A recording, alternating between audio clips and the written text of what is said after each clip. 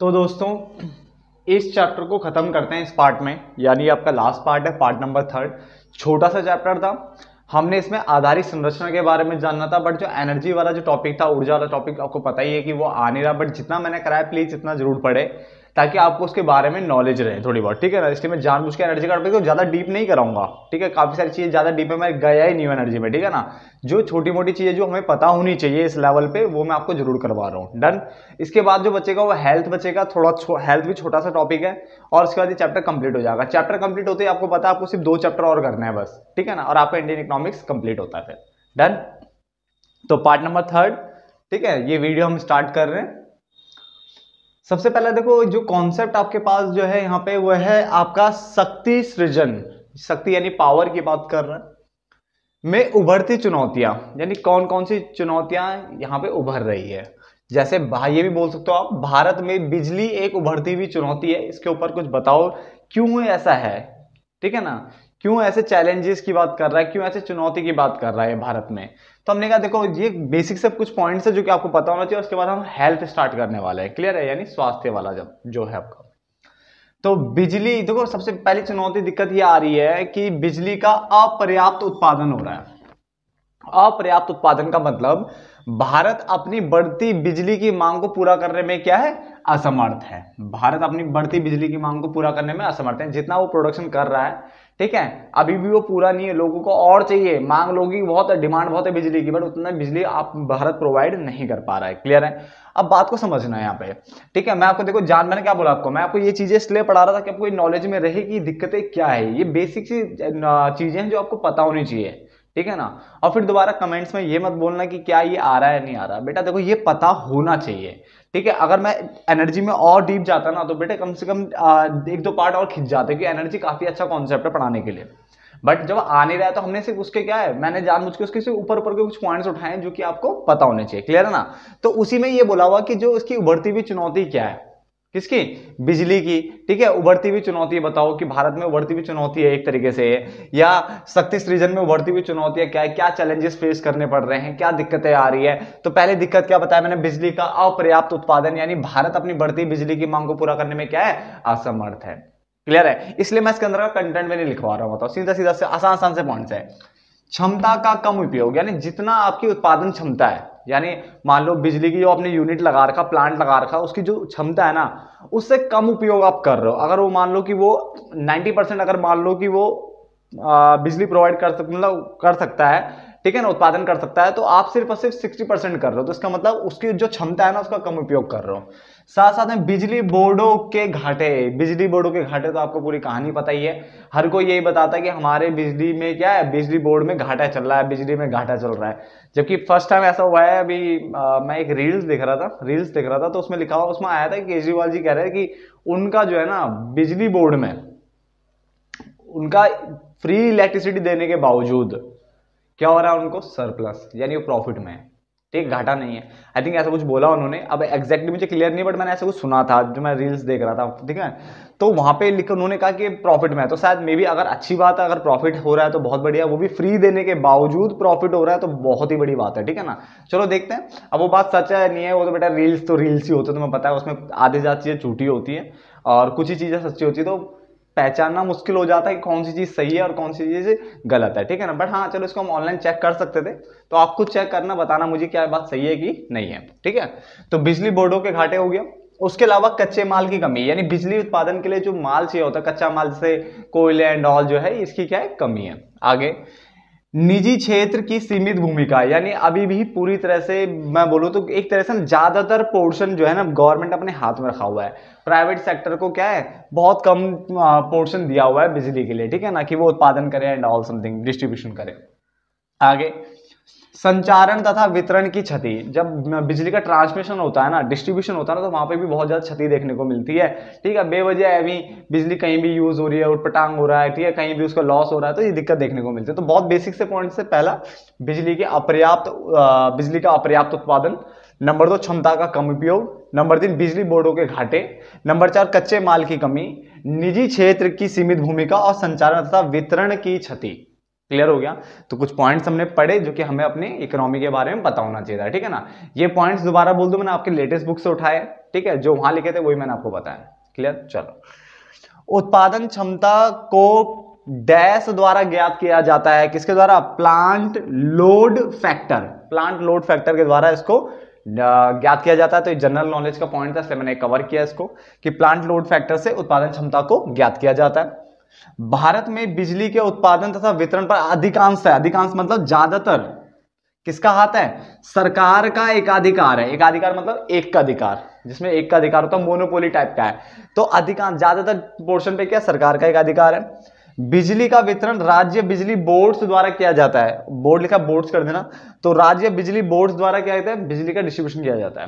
Clear है? आगे, निम्न आय वाले देशों के लिए कौन सी आधारिक संरचना महत्वपूर्ण है? तो हम बोलेंगे आधारभूत आधारिक संरचना महत्वपूर्ण है। अगर ये पॉइंट मैंने पहले कवर किया तो छोड़ देना, अगर ये पॉइंट मैंने पहले कवर नहीं किया तो बेटा उतार लो।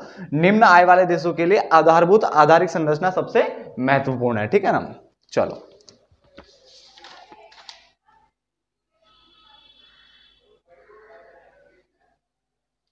चलो यहां तक आप नोट डाउन कर लीजिए। अब हम अपना जो हेल्थ वाला कॉन्सेप्ट स्टार्ट करते हैं, फिर इस वीडियो को ही खत्म कर देते हैं। ठीक है ना? कि चैप्टर खत्म हो रहा तो क्यों पंगेबाजी करनी है? ठीक है ज्यादा, तो चलो फटाफट से उतार लो उसे। तो आगे बढ़ते हैं हम, अब स्वास्थ्य की बात कर लेते हैं। चलो, स्वास्थ्य यानी हेल्थ, ठीक है ना, जो कि आपके कोर्स का पार्ट है। स्वास्थ्य सामाजिक आधारिक संरचना का, किसका? पहले बात ध्यान से देखो, यहां पढ़ के लिखा है सामाजिक। ठीक है ना? तो पेपर में पूछा जाता कई बार। ठीक है, तो आर्थिक के सामाजिक के अंदर आएगा, तो आप बोलोगे सामाजिक के अंदर। ठीक है ना? आर्थिक में नहीं आता, सामाजिक में आता है। तो स्वास्थ्य सामाजिक आधारिक संरचना का एक महत्वपूर्ण घटक है, क्योंकि यह देश में स्वस्थ तथा कुशल मानव शक्ति, स्वस्थ तथा कुशल मानव शक्ति के उत्पादन में एक महत्वपूर्ण भूमिका अदा करता है। तो बिल्कुल बेसिक सी डेफिनेशन है, याद करने लायक तो है भी नहीं है। स्वास्थ्य जो है ना, वो क्या है? सामाजिक आधारिक संरचना का एक महत्वपूर्ण घटक है, एक महत्वपूर्ण तत्व है। यह देश, क्योंकि यह देश में स्वस्थ तथा कुशल मानव शक्ति के उत्पादन में, यानी एफिशिएंट जो मानव शक्ति है के उत्पादन में एक महत्वपूर्ण भूमिका अदा करता है। क्लियर हो गया यहां तक? ठीक है, बिल्कुल जनरल स्टेटमेंट थी एक। उसका लिखा हुआ है, यह पूर्ण शारीरिक, पूर्ण मानसिक और क्या है? सामाजिक कल्याण की स्थिति है। ठीक है, पूर्ण सामाजिक कल्याण की स्थिति है। तो यह पूर्ण शारीरिक, मानसिक और सामाजिक कल्याण की स्थिति है। किसी व्यक्ति के काम करने की क्षमता काफी हद तक, ठीक है, उसके अच्छे स्वास्थ्य पर निर्भर करती है। ये भी आप सबको पता है। ठीक है ना? आगे, यह जीवन की गुणवत्ता को बढ़ाता है। क्या बढ़ाता है? जीवन की गुणवत्ता को बढ़ाता है। तो यहां तक हमारे पॉइंट्स कवर है। ठीक है ना? यानी क्या करता है? ये एनहांस करता है क्वालिटी ऑफ लाइफ। तो स्वास्थ्य सामाजिक आधारिक संरचना का एक महत्वपूर्ण तत्व है, क्योंकि यह देश में स्वस्थ तथा कुशल मानव शक्ति के उत्पादन में एक महत्वपूर्ण भूमिका अदा करता है। ठीक है, यह पूर्ण शारीरिक, मानसिक और सामाजिक कल्याण की स्थिति है। किसी व्यक्ति की काम करने की क्षमता काफी हद तक उसके अच्छे स्वास्थ्य पर निर्भर करती है।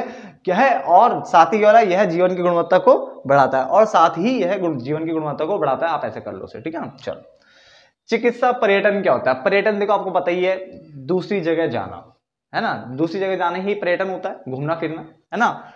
तो चिकित्सा सेवाओं के लिए एक सेकंड, ठीक है ना, चिकित्सा सेवाओं के लिए अपने स्थानीय क्षेत्र, यानी जहां के आप निवासी हो, जहां आप रह रहे हो, उससे अगर आप बाहर जा रहे हो, ठीक है ना, उससे बाहर यात्रा करने का चयन करना या चुनाव करना, उसको क्या कहते हैं? चिकित्सा पर्यटन कहते हैं। तो चिकित्सा पर्यटन क्या है? चिकित्सा सेवाओं के लिए। किसके लिए जा रहे हो? चिकित्सा सेवाओं के लिए अपने स्थानीय क्षेत्र से, यानी अपने क्षेत्र से आप बाहर जाने का चयन कर रहे हो, चुनाव कर रहे हो, तो उसको हमने बोला चिकित्सा पर्यटन, यानी आप बाहर जा रहे हो। ठीक है ना? तो हमने इसको चिकित्सा पर्यटन बोला है। चलो, बिल्कुल बेसिक सा टॉपिक है। ठीक है ना? आज की क्लास के सारे आगे लिखा हुआ है, भारत का स्वास्थ्य ढांचा, यानी जो हेल्थ स्ट्रक्चर है वो, और स्वास्थ्य सेवाएं यानी हेल्थ केयर फैसिलिटीज जो है, त्रिस्तरीय प्रणाली से बना है। बेटा ये भी याद रखना, त्रिस्तरीय प्रणाली से बना है, एक नंबर के लिए। ठीक है ना? बाकी इसके अंदर कंटेंट में बता रहा हूं आपको। पहला प्राथमिक स्वास्थ्य सेवा केंद्र, दूसरा द्वितीयक स्वास्थ्य सेवा केंद्र, और तीसरा तृतीयक स्वास्थ्य सेवा केंद्र। अब ये होते क्या है, इनके अंदर क्या क्या चीजें आती है, वो मैं आपको बता देता हूं। ठीक है ना? चलो, इतना नोट डाउन कर लो आज तक। वीडियो पॉज करो और प्लीज नोट डाउन करो फटाफट से। तो आगे बढ़ते हैं अब। ठीक है, हमारे पास जो है प्राथमिक स्वास्थ्य सेवा केंद्र, द्वितीयक स्वास्थ्य सेवा केंद्र और तृतीयक स्वास्थ्य सेवा केंद्र। ठीक है, इनको समझ लेते क्या है। प्राथमिक स्वास्थ्य सेवा केंद्र वे छोटे अस्पताल होते हैं जो अधिकांशतः मतलब ज्यादातर कहाँ होंगे, छोटे शहरों एवं ग्रामीण क्षेत्रों में होते हैं तथा एक अकेला चिकित्सक इसे चला सकता है। ठीक है ना, ऐसा कोई दिक्कत नहीं है, चिकित्सक साथ में उसके साथ एक बंदा जो भी बोलो आप, ठीक है ना, तो चला लेता है। तो प्राथमिक स्वास्थ्य सेवा केंद्र वे छोटे अस्पताल होते हैं जो अधिकांशतः छोटे शहर एवं ग्रामीण क्षेत्रों में देखने को मिलते हैं तथा एक अकेला चिकित्सक इसे चलाता है, अकेला चला ले, साथ में एक हेल्पर रख सकता है। ठीक है ना, चलो। द्वितीयक स्वास्थ्य सेवा केंद्र, देखो क्या लिखा है, उन्नत स्वास्थ्य सेवा केंद्र होते हैं, यानी जो द्वितीयक वाले जो स्वास्थ्य सेवा केंद्र होते हैं वो उन्नत होते हैं। उन्नत मतलब क्या हो गया यहाँ पे, ज्यादा अच्छे। किससे ज्यादा अच्छे, पीएचसी से ज्यादा अच्छे। अब ये पीएचसी क्या है, पीएचसी मतलब होता है प्राइमरी हेल्थ केयर सेंटर, है ना, इसका मतलब प्राथमिक स्वास्थ्य केंद्र को पीएचसी बोलते हैं। तो इससे ज्यादा बेटर होते हैं ये, तो लिख लो, प्राथमिक ऐसे लिखवा दिया मैंने नीचे, ठीक है ना, प्राथमिक स्वास्थ्य केंद्र यानी पीएचसी। इसकी तुलना में ये वाले ज्यादा थोड़े उन्नत होंगे, नहीं अच्छे होंगे, उससे ज्यादा एडवांस होंगे। ठीक है ना, ये बड़े शहरों, ये कहां मिलेंगे आपको, बड़े शहरों या जिला मुख्यालय में स्थित होते हैं। तो ये बात समझ में आ गई दोनों में, ये छोटे शहरों और ग्रामीण क्षेत्रों की बात कर रहा था, ये बड़े शहरों और जिला मुख्यालय की बात कर रहा है। ठीक है ना, तो ये आपको याद रखने पड़ेंगे। उसके अलावा तृतीयक सेवा केंद्र की अगर हम बात करें तो तृतीयक सेवा केंद्र उत्कृष्ट होते हैं और भी एडवांस लेवल, ठीक है ना, एवं संपूर्ण सुसज्जित होते हैं। किससे, उपकरणों से परिपूर्ण स्वास्थ्य केंद्र होते हैं, यानी ये वो स्वास्थ्य केंद्र होंगे जो उत्कृष्ट एवं संपूर्ण सुसज्जित उपकरणों से परिपूर्ण होते हैं, सबसे ज्यादा एडवांस लेवल। ठीक है ना, जो विशिष्ट स्वास्थ्य सुविधाएं प्रदान करते हैं, बिल्कुल स्पेसिफिक स्पेशल टाइप की जो है ना, तो स्वास्थ्य सुविधाएं ये प्रदान करेंगे। समझ में आ गया, चलो। इसके अंदर इंक्लूड करते हैं, मतलब कुछ चीजों को शामिल करते, देख लो क्या क्या है। मातृ एवं शिशु देखभाल, यानी जो मैटरनल जो क्या नाम है, माता एवं शिशु देखभाल, जब क्या ना बच्चे होने वाली बात होती है ना, तो उस टाइम पे जो देखभाल वाले जो कॉन्सेप्ट आता है सारा वो इसी के अंदर आता है। ठीक है ना, तो मातृ एवं शिशु देखभाल यहाँ आएगा, डन। उसके अलावा स्वास्थ्य को बढ़ावा देना और आवश्यक दवाइयों का प्रावधान, इस टाइप की बातें बोलेगा तो भी यही आएगा। रोग प्रतिरक्षण यानी इम्यूनिटी की बात कर रहा है, इम्यूनिटाइजेशन की बात कर रहा है, तो वो भी यही आएगा। लोगों को बीमारी की पहचान करवाना और उनको रोकथाम के बारे में बताना और नियंत्रण के बारे में शिक्षित करना, ये सब चीजें कहाँ आती है, यहाँ आती है। ठीक है, तो हमने डिटेल में हमने इसको पढ़ लिया है, क्लियर। ये चीजें इसके अंदर इंक्लूड होती है। तो अगर पेपर में आए कि ये किसके अंदर आएगा, कोई सा एक पॉइंट उठा देगा तो पता चलना चाहिए इनके हिसाब से कौन सा किसके अंदर आता है। जैसे इसके अंदर सर्जरी है, ईसीजी और एक्सरे, आपको ऐसे ही याद रखना है, टेंशन मत लो। ठीक है ना, सर्जरी, ईसीजी, एक्सरे इसके अंदर आता है, तो यहां मत फेंक देना इन जगह। ठीक है ना, इसमें क्या है, इसमें शैक्षिक और अनुसंधान क्षेत्र आते हैं। क्या आते हैं, शैक्षिक और अनुसंधान क्षेत्र आते हैं, जैसे कि अखिल भारतीय आयुर्विज्ञान संस्थान, एम्स हो गया, ठीक है, दिल्ली। उसके अलावा पीजीआई चंडीगढ़ एवं NIMHNS बेंगलुरु, ये सब इसके अंदर आते हैं। ठीक है ना, तो ये कुछ नाम आपके बुक्स में कवर थे तो मैंने इनको लिखवा दिया, डन। जो नहीं भी कवर थे वो भी मैंने कुछ कवर किया है यहाँ पे, समझ में आ गया। उसके बाद लिखा हुआ है प्राथमिक स्वास्थ्य केंद्र, यानी जो हमारा पीएचसी होता है, ठीक है, वो सामुदायिक स्वास्थ्य केंद्र एवं उपकेंद्र को शामिल करता है। तो अगर आप बोलो, पेपर में आएगा सामुदायिक स्वास्थ्य केंद्र एवं उपकेंद्र किसके अंदर आता है, तो आप बोलोगे इसी के अंदर ही आ जाता है, प्राथमिक स्वास्थ्य सेवा केंद्र के अंदर ही ये आ जाता है। क्लियर हो गया। तो ये स्वास्थ्य केंद्र के बारे में कुछ चीजें थी जिसके बाद मैंने, जिसमें हमने प्राथमिक देख लिया, द्वितीयक देख लिया और तृतीयक देख लिया। ठीक है ना, कॉपी बना लो बेटा, देखो नोट्स बनाओगे तो आगे तक काम आएंगे। जो आगे इकोनॉमिक्स लेगा आगे भी, तो वहां भी इसको क्या नाम है, दिक्कत ना आए तो आप प्लीज ये नोट्स रख सकते हो। ठीक है ना, ये नोट्स आगे बहुत जगह काम आते हैं आपके। ठीक है ना, अगर इकोनॉमिक्स लेके चलना आगे तो, ठीक है, तो आप प्लीज नोट्स बनाइए फिर। तो यहाँ तक आपको समझ में आ गया। तो हमने प्राथमिक, द्वितीय, तृतीयक अच्छे से समझ लिया है। ठीक है ना, अब चैप्टर को खत्म करने का जो काम है वो लगातार चल रहा है। ठीक है, कुछ पॉइंट्स रह गए, उनको फिर खत्म करते हैं चैप्टर को। तो आगे देखिए, हम स्वतंत्रता प्राप्ति के पश्चात, यानी स्वतंत्रता प्राप्ति के बाद स्वास्थ्य सेवाओं का विकास, यानी जो स्वास्थ्य सेवाएं जो हमारे यहाँ विकसित हुई है, ठीक है, उसके कैसे पता चला हमें स्वास्थ्य सेवा हमारी विकसित हुई है। देखो ये सब परिणाम यहाँ पे देखने को मिल रहा है। पहला, मृत्यु दर में कमी हुई है, शिशु मृत्यु दर में कमी हुई है, और 5 वर्ष से कम के जो बच्चे होते हैं उनकी मृत्यु दर में कमी हुई है। बात समझना, मृत्यु दर ये ओवरऑल ये बड़ों की बात कर रहा है, 5 वर्ष से अधिक की बात कर रहा है यहाँ पे। ठीक है ना, यानी ओवरऑल एक तरीके से देखा जाए तो ये बात कर रहा है शिशु मृत्यु दर, यानी 1 साल से छोटे बच्चों की बात कर रहा है, ये 5 साल से छोटे बच्चों की बात कर रहा है, तो तीनों में कमी देखने को आई है। साथ साथ जीवन प्रत्याशा में वृद्धि हुई है। मैंने बताया था जीवन प्रत्याशा बहुत पहले एक चैप्टर में बताया था मैंने। जीवन प्रत्याशा मतलब होता है जीवन जीने की आशा, यानी कितने वर्षों तक जीवन जिया जा सकता है, ठीक है ना। ये कोई मतलब कोई बंदा कितने टाइम तक जिंदा रहने की आशा रखता है, ठीक है ना। और जानलेवा बीमारियों पर नियंत्रण, ये सब देखने को मिला है। जैसे 1951 में अगर हम बात करें तो मृत्यु दर जो थी ना वो 27 प्रति हजार थी, यानी कितना 27 प्रति हजार, यानी 1000 पे 27 बंदे मर जाते थे। बट आज 2018 की अगर हम बात करें, ठीक है, क्योंकि 2018 का डेटा हमारे पास है, तो 7.2 प्रति यानी 7.2 प्रति हजार हो गया है। शिशु मृत्यु दर की अगर हम बात करें तो 1951 में 146 प्रति हजार था, और अभी 2018 में 30 प्रति हजार देखने को मिला। जीवन प्रत्याशा की बात करें तो पहले 1951 में ये 32 वर्ष के आसपास होती थी, कुछ बुकों में 44 है, ठीक है ना, तो 32 वर्ष के आसपास होती थी। बट 2018 में ये कितना हो गया, 69.4, यानी ये आपका यहां तक पहुंच चुका है, ठीक है। तो किसी बुक को, कुछ बुकों में 44 भी है, तो ध्यान रखना 44 अगर आएगा तो लगा सकते हो, ठीक है ना। तो 32 वर्ष और 18 में कितना हो गया 69.4। जानलेवा बीमारी जैसे मलेरिया, हैजा, टीबी, चेचक आदि बीमारियों पर क्या हुआ, नियंत्रण कर लिया, ठीक है ना। अब इनसे लड़ा जा सकता है बड़े प्यार से, ठीक है, इनको खत्म किया जा सकता है, रोका जा सकता है। आगे 5 वर्ष से अगर हम बात करें तो यहाँ पे डेटा 1960 के हिसाब से, तो 1960 में 248 प्रति हजार थी, और 2018 में कितना हो गया 37 प्रति हजार मृत्यु दर, ठीक है ना, समझ में आ गया। उसके अलावा महिला की जो जीवन प्रत्याशा है वो पुरुष की जीवन प्रत्याशा से क्या होता है, अधिक है। यहाँ पे ये आपको याद रखना पड़ेगा, महिलाओं की ज्यादा है और पुरुष की क्या है, कम है। महिलाओं की अगर हम बात करें तो 70 वर्षों की आयु सीमा बताई हुई है, ठीक है ना, औसतन जो बताया इसमें। और पुरुषों को क्या बताया हुआ 66.9, 66.9 वर्ष बताया, तो थोड़ा सा कम है। तो पुरुष में जीवन प्रत्याशा कम देखने को मिली है और महिलाओं में ज्यादा देखने को मिली है, ठीक है ना। तो ये कुछ डेटा आपके लिए मैंने दिया है, ठीक है ना, तो आप इसे प्लीज नोट डाउन करें इसे भी।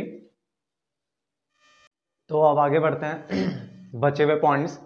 स्वास्थ्य एक उभरती हुई चुनौती, ठीक है, तो इसके बारे में भी, चैलेंजेस के बारे में देख लेते हैं कौन कौन से हैं। पहला, ये चुनौती क्यों है, चुनौती इसलिए क्योंकि देखो क्या लिखा है, स्वास्थ्य सेवाओं का असमान वितरण। स्वास्थ्य सेवाओं का क्या है, वितरण जो असमान तरीके से है, कुछ को तो ज्यादा मिल जाती है तो कुछ को मिलती ही नहीं है, ठीक है ना। उसके अलावा सफाई का जो स्तर है वो क्या है, घटिया स्तर है। सफाई का स्तर जो है वो क्या है, घटिया टाइप का है। रख रखाव मेंटेनेंस की अगर हम बात करें तो वो भी घटिया है, ठीक है ना। और मैनेजमेंट की बात करें, प्रबंधन यानी मैनेजमेंट की बात करें तो वो भी घटिया है, ठीक है ना। तो मैनेजमेंट भी बेकार है, निकृष्ट यानी बेकार, घटिया, ठीक है। प्रबंधन है घटिया, रख रखाव, सफाई का घटिया स्तर, और स्वास्थ्य सेवाओं का असमान वितरण। उसके साथ साथ निजीकरण, ज्यादातर निजीकरण आपने देखा होगा, प्राइवेटाइजेशन कर रखा है।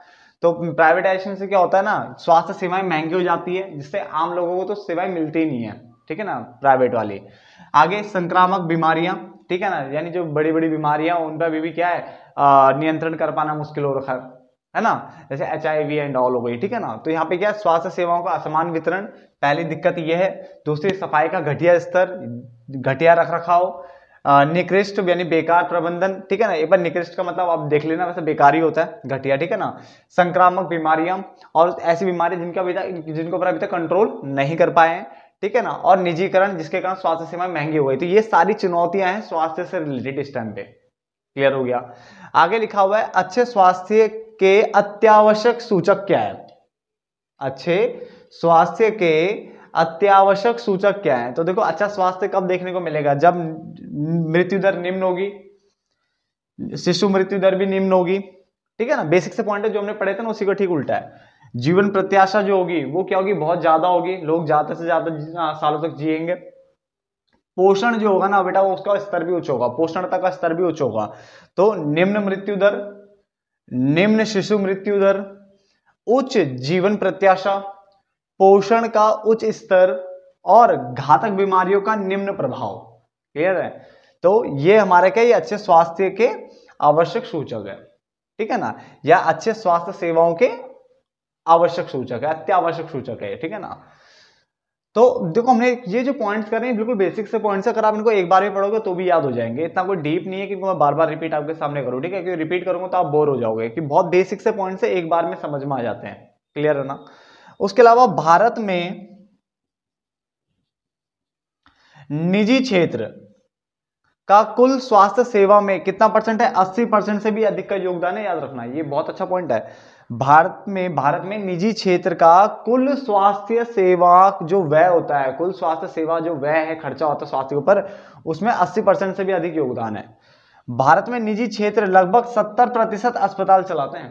कितने चलाते हैं? 70%। देखो ये देख लो ना आप, डेटा इस तरह से, तो निजी का देखो कितना बोलबाला है यहाँ पे। डन, तो उसको भी उतार लेते हैं। देखो हमने मैक्सिमम तो इस चैप्टर में देखो सब खत्म कर लिया है, ठीक है ना। अब मैं आपको आयुष के बारे में बता देता हूँ, ठीक है। 1 लाइन का है, 1 1.5 लाइन 2 लाइन का, ठीक है। बाकी बढ़ाने का मन कर तो बढ़ा देंगे। और उसके बाद देखो अगर आपको लगता है कि कुछ चीज छूट गया तो प्लीज मुझे बता देना, ठीक है ना, ताकि मैं आगे कभी वीडियोस में उसको कवर करूं, ठीक है। मेरे हिसाब से तो हमने ज्यादा ही करा है, कम तो नहीं किया, ठीक है। तो मैं आयुष के बारे में बता देता हूँ आपको, आयुष है क्या। ये कोई लड़का नहीं है बच्चे, ठीक है ना। अब मैं देखो आपको बताता हूँ, फिर देखना आप क्या क्या है इसमें। तो आगे देखते हैं, लास्ट पॉइंट आपका और चैप्टर खत्म, ठीक है ना। भारतीय चिकित्सा पद्धति, यानी जिसको हम क्या बोलते हैं शॉर्टकट में ISM कहते हैं, ठीक है ना। इसकी फुल फॉर्म है आपकी इंडियन सिस्टम्स ऑफ मेडिसिन। क्या है? इंडियन सिस्टम्स ऑफ मेडिसिन है, ठीक है। हिंदी में आपको तो हिंदी में याद रखना है, भारतीय चिकित्सा पद्धति, ठीक है ना, ISM। अब देखो इसके अंदर हम बात करते हैं ना बच्चे, हम इसको देखो इसमें 6 चीजें हैं बच्चे, इसमें कितनी है? 6 चीजें हैं हमारे यहाँ पे। अब 6 चीजों को जो हमने बोला है ना शॉर्टकट में, क्या बोलते हैं बच्चे? आयुष बोलते हैं। आप बोलोगे 6 कहाँ है? तो 5 है बेटा, एक यहाँ भी है साथ में, इसके साथ साथ ये भी चलता है, ठीक है ना। तो आयुष के अंदर आता है ये आयुष। A मतलब आयुर्वेद, जिसको आयुर्वेदा पढ़ते हैं इंग्लिश में, है ना। Y मतलब योग यानी योगा। U मतलब यूनानी, ठीक है ना, यूनानी ही है। S मतलब सिद्ध, इंग्लिश में सिद्धा, ठीक है ना। H मतलब आपका प्राकृतिक चिकित्सा यानी नेचुरोपैथी। और यहां पे जो है ना होम्योपैथी भी है बच्चे, क्या है? होम्योपैथी भी है, ठीक है ना, यानी ये आपका सेम वर्ड है, ठीक है ना। तो ये हमारा आयुष है, जो कि आपको याद रखना, पेपर में फुल फॉर्म पूछा जा सकता है वाई आयुष की फुल फॉर्म क्या है, ठीक है। तो आपको पूरी फुल फॉर्म पता होनी चाहिए। क्या है इसकी आयुष फुल फॉर्म? आयुष मतलब आयुर्वेद, योग, यूनानी, सिद्ध, प्राकृतिक चिकित्सा और होम्योपैथी, ठीक है। तो आपको ये याद रखना पड़ेगा, इंग्लिश में भी और हिंदी में भी, इसलिए मैंने इंग्लिश के वर्ड यूज किए यहाँ पे, ठीक है ना। तो आपको ये याद रखना है, इस तरह से भी याद रखना पड़ेगा, आयुर्वेदा, योगा, यूनानी, सिद्धा, naturopathy and homeopathy. Clear? Done. तो आपको आज आयुर्वेद के बारे में पता चला, आयुष के बारे में पता चल गया, ठीक है ना। चलो, वर्तमान में अगर हम बात करें तो 4095 आयुष अस्पताल हैं, ठीक है ना, और 27,951 दवाखाने चल रहे हैं। सोचो अगर ये नहीं होता तो क्या होता, ठीक है ना। साथ ही साथ लगभग 8 लाख पंजीकृत क्या है चिकित्सक भी है, ठीक है ना। तो काफी बड़ी हेल्प है बच्चे, देखो यहाँ पे, ठीक है, आयुष के कारण यहाँ पे, ठीक है ना। आप इसे लिखो जरा फटाफट से,